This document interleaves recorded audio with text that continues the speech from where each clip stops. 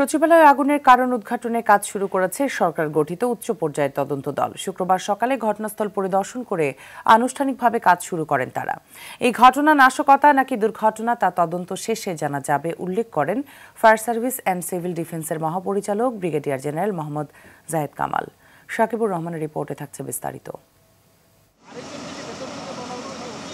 বুধবার গভীর রাতে আগুন লাগে সচিবালয়ের ৭ নম্বর ভবনে। প্রথমে ৬ তলায় লাগলেও সেই আগুন ছড়িয়ে পড়ে ৯ তলা পর্যন্ত, যা নিয়ে শুরুতেই আলোচনা হয় এটি দুর্ঘটনা নাকি নাশকতা।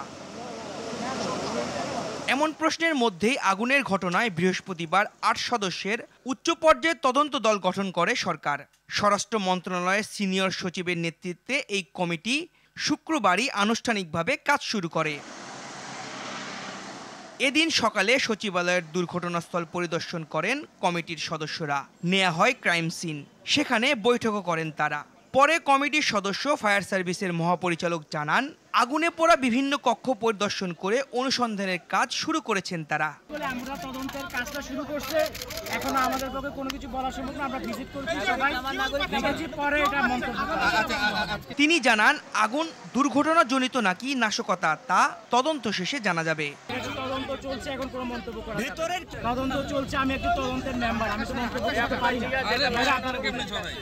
এই কমিটি কাজ শুরুর প্রথম ৩ দিনের মধ্যে প্রাথমিক প্রতিবেদন দেওয়ার কথা। অপরদিকে একই ঘটনায় গঠিত অন্য কমিটিগুলোও তাদের কাজ শুরু করেছে। উল্লেখ্য, আগুনে কমপক্ষে ৫টি মন্ত্রণালয়ের নানা গুরুত্বপূর্ণ তথ্য পুড়ে গেছে, যাতে বিগত সরকারের নানা দুর্নীতির তথ্য প্রমাণ নষ্ট হয়েছে বলে জানা যায়। সাকিবুর রহমান, RTV, ঢাকা।